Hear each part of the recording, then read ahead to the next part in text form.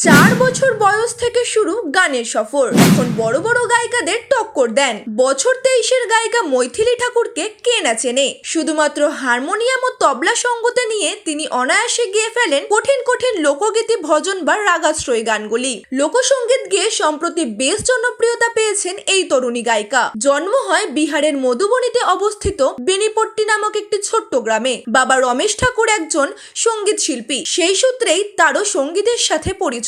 মাত্র 4 বছর বয়সে শাস্ত্রীয় সঙ্গীত শেখা শুরু করেছিলেন তিনি। এরপর 2011 সালে জি টিভির শো লিটল চ্যাম্পসে অংশ নেন তিনি।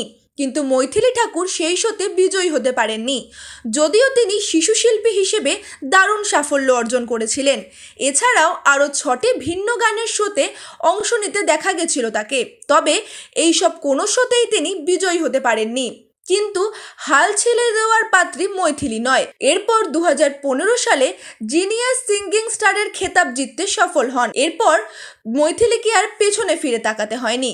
2 বছর পর 2017 সালে রাইজিং স্টারের মঞ্চে তার অনন্য গায়কী দক্ষতা দেখিয়েছিলেন মৈথিলী ঠাকুর।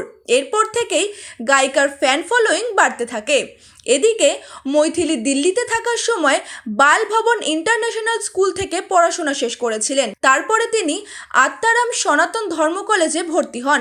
এরপর 2018 সালে শুরু হয় ইউটিউব সফর। 11 ফেব্রুয়ারি তিনি একটি ভিডিও আপলোড করেন। বর্তমানে তার ইউটিউব চ্যানেলে লক্ষ লক্ষ সাবস্ক্রাইবার রয়েছে, আর ইউটিউব চ্যানেল থেকে প্রতি মাসে লক্ষ লক্ষ টাকা ইনকাম করেন। এই সঙ্গীত শিল্পীকে কে বা কারা পছন্দ করেন কমেন্টে জানাতে ভুলবেন না।